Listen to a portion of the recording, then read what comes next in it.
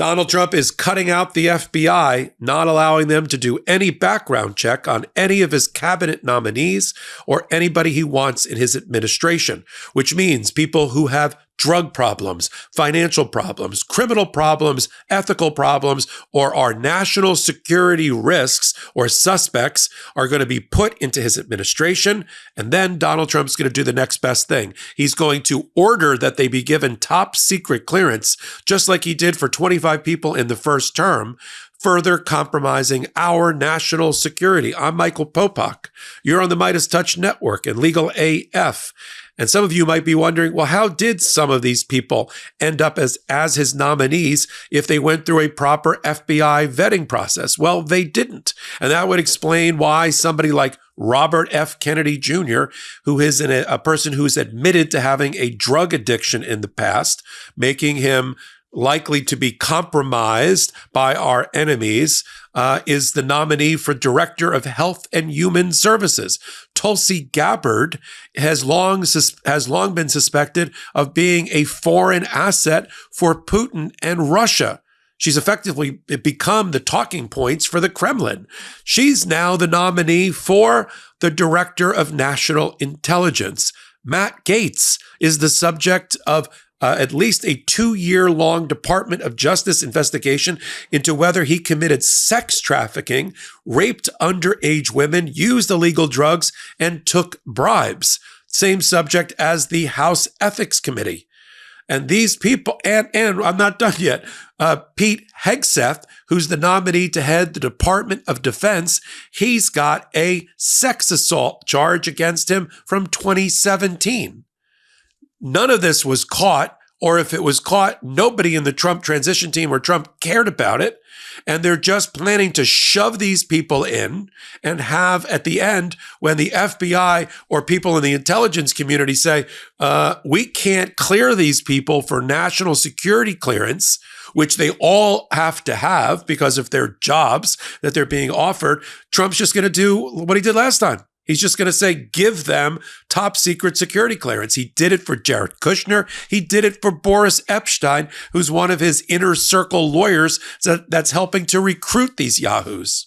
Now, some people are like, well, how did they even get through vetting? That's the point. There's no vetting.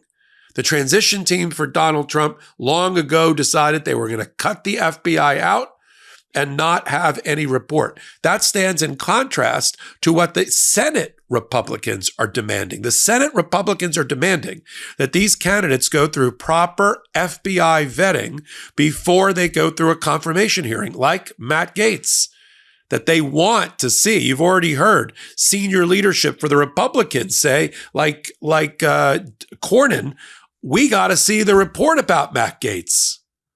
And the same thing with Robert F. Kennedy Jr. on his drug use. Tulsi Gabbard's got to be questioned and investigated closely about her ties to the Kremlin and why she's trafficking in conspiracy theories to undermine our national security as she's about to become the national director of intelligence. See, this is the problem when a criminal president goes back into office. It's not about testing the norms or the safeguards. It's about a total destruction and a total renunciation of any checks and balance.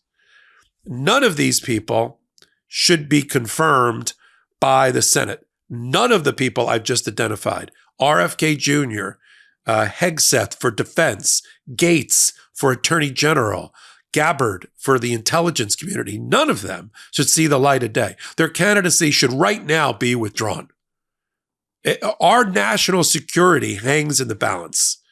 To think that our chief legal officer is going to be a person who the House Ethics Committee is about to issue a report, or we're going to get it. We're going to get it kicking and screaming through subpoena power to show to the American people as part of the confirmation process what he is accused of and what they found against him. It must be terrible. It's so terrible that it's likely, in my view, in my investigations, that the Republican chair of the Ethics Committee tipped off Matt Gaetz about how bad that report was going to be and suggested publicly that he should resign, and then he did. And so this answers the question. How did Susie Wiles, the chief of staff, not know about Hegseth's criminal past of sexually attacking women? Or about Gaetz? How does she not know that? Well, she doesn't know that because there's no FBI background checks being used. They claim in the transition team for Donald Trump that they're using some sort of private investigative service. Come on. This is something, this job calls for the FBI. And for some of them, the CIA. And there's a reason why you want to do background checks to determine conflicts of interest, their track record, their business record, their criminal history, their drug use, right? Whether they have been turned and are a foreign asset and a double agent, especially in the positions he's choosing. We're not talking about PTA president here. The chief legal officer of the United States of America in charge of the Department of Justice, the person to whom the CIA director reports, the leader of the civilian command leader of the most powerful fighting force in the world, the Department of Defense. These are the people that he's chosen. This is, like I've said, this is a deck of cards where he's dealing only jokers. But it gets worse. I mean, we knew that he was going to try to troll the American people, even the people that voted for him, and put these people up. But the fact this is the national security interest issue, all of these people I've just identified here compromise our national security, the protection and freedom of Americans. To put these people into office without proper vetting because you want to troll and put a middle finger up to fair-thinking people and Democrats, progressives, and independents. I mean, right now, the last line of defense, forget the United States Supreme Court, the firewall that remains, the only one, is the United States Senate. That they take their job seriously, that they take their institutional legacy and the respect of being a senator, the most deliberative body that we have, and they shove back at Donald Trump. I mean, he thinks that they are, along with the MAGA House, his lapdogs, that he sits on a throne with the Senate on one lap, on one knee, and the House on the other. This podcast is sponsored by Delete Me. Have you or someone you know been a victim of identity theft, harassed, stalked, doxxed? I recently changed banks and opened new accounts, only to quickly have bad people use that opportunity to try to hack into my online banking profile. And with all my hot takes and podcast episodes every week, my privacy and that of my family's remains a priority. Ever wonder how much of your personal data is out there on the internet for anyone to see? More than you think. Your name, contact info, social security number, and home address, even information about your family members, all being compiled by data brokers and sold online. Data brokers make a profit off of your data. Your data is a commodity. Anyone on the web can buy your private details. This can lead to identity theft and phishing. As a person who exists publicly, especially as someone who shares my legal and political opinions online, I am hyper aware of safety and security. And it's easier than ever to find personal information about people online.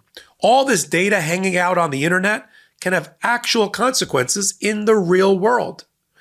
Over the last decade, the U.S. has witnessed steady growth in politically motivated, threatening online behavior, peaking around election cycles.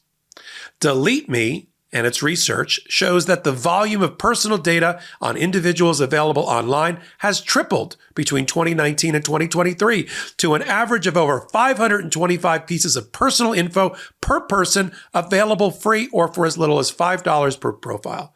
You cannot always control whether you are a target, but you can make it harder for politically motivated threat actors to escalate threats by taking a proactive approach to the security of your personal information. That's why I personally recommend Delete Me. Delete Me is a subscription service that removes your personal info from hundreds of data brokers. Sign up and provide Delete Me with exactly what information you want deleted, and their experts take it from there. Delete Me sends you regular, personalized privacy reports showing what info they found, where they found it, and what they removed. Delete Me isn't just a one-time service. Delete Me is always working for you, constantly monitoring and removing the personal information you don't want on the internet. To put it simply, Delete Me does all the hard work of wiping your and your family's personal information from data broker websites. Take control of your data and keep your private life private by signing up for Delete Me. Now at a special discount for our listeners. Today, get 20% off your Delete Me plan when you go to joindeleteme.com/legalaf and use promo code LegalAF at checkout. The only way to get 20% off is to go to joindeleteme.com/legalaf and enter code LegalAF at checkout. That's joindeleteme.com/legalaf, code LegalAF. And the Senate has to fire back. They have to let it be known, along with us in the public, making phone calls to your senators, that these nominees are unacceptable, that Donald Trump needs to withdraw. It shouldn't even get to a committee to die. It needs to die. They need to be withdrawn. Tulsi Gabbard needs to be withdrawn as a national security risk to our country from being the director of the national intelligence. Same thing with Pete Hegseth, who spent 14 years in hair and makeup at Fox News, at Fox and Friends. That's our leader of the fighting force. Matt Gaetz, who's ethically challenged and likely a criminal at best, and trying to get around this problem by cutting out the adults in the room, cutting out Susie Wiles, the chief of staff from this election process, trying to shove it through, with some sort of drunk power move from the election day and get the senators to go along. It looks like already it is backfiring. And the more outrageous and obscene and obscenely unqualified these people are, it is undermining whatever credibility or honeymoon Donald Trump thought he was going to get. If he had done like the first 5 picks had been, not my cup of tea, but I could sort of see the credentials, then we wouldn't be able to talk about it this way. And maybe he would have gotten it all through. But he's so drunk and crazed with power, and so is his transition team and those around him. They're like, do it! So he's just destroyed any credibility or any trust, if that's even a word you can use around Donald Trump, that would have come from it. And the crazier his picks have been, the more now you see Republicans, not just in the House, but in the Senate rebelling. Cornyn, who just lost as the Senate majority leader, holds a lot of power, has a lot of respect. He basically said, I got to see everything about Matt Gaetz, including this House ethics report. They have a lead, the Republicans in the Senate, but that lead of 3 or 4 seats quickly evaporates when Susan Collins from Maine says about Gaetz, I don't see this going anywhere. Lisa Murkowski, the senator from Alaska, says it's not a serious candidate. Cornyn says, I need to see everything. And other senators are chiming in. I'm talking about the Republican ones. This isn't going to be a floor fight. This is going to be these people should die in committee.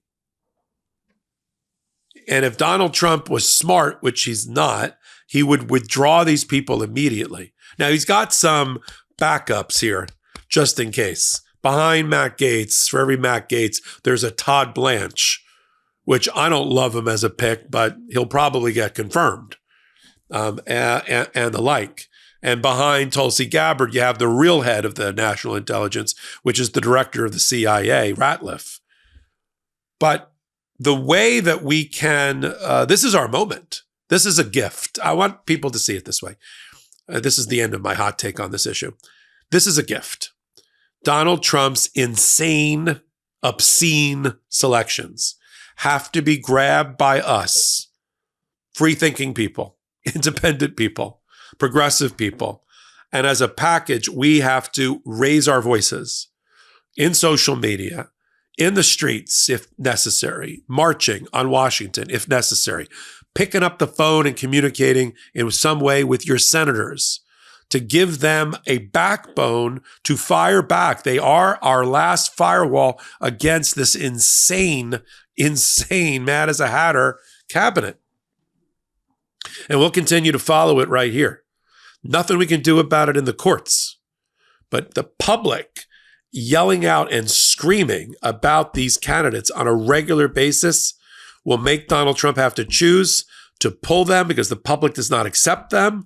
And then, of course, the senators will look to the public to signal to them where they should vote. And that's where everybody here on the MeidasTouch Network comes in.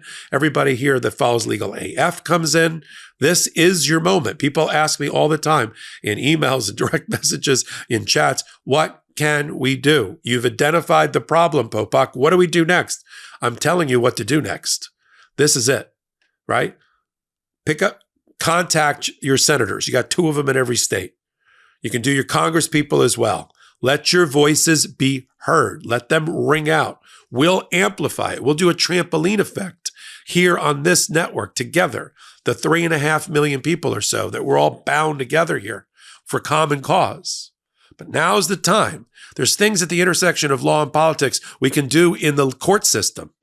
And I'll talk about that in other hot takes. But there just comes a time when good old-fashioned outcry, throwing up the window and yelling is what we need at this moment. Put pressure on the senators. Let them know that these are unacceptable, right? That they're outside the mainstream, that they are not confirmable, and they should be withdrawn. And that in any event, the FBI, not some private investigative agency, needs to do the background checks related to this. I'll be right back here tomorrow on the MeidasTouch Network, on Legal AF, the podcast. And then, of course, we've got our new channel that we built just before the election for this purpose, to talk about everything at the intersection of law and politics and come up with an action plan to move forward. Go over to YouTube, Legal AF MTN, the Legal AF channel. Subscribe there too. Help us build that pro-democracy channel. Till my next hot take, I'm Michael Popok, and I'm reporting. In collaboration with the MeidasTouch Network, we just launched the Legal AF YouTube channel. Help us build this pro-democracy channel where I'll be curating the top stories at the intersection of law and politics. Go to YouTube now and free subscribe at Legal AF MTN. That's at Legal AF MTN.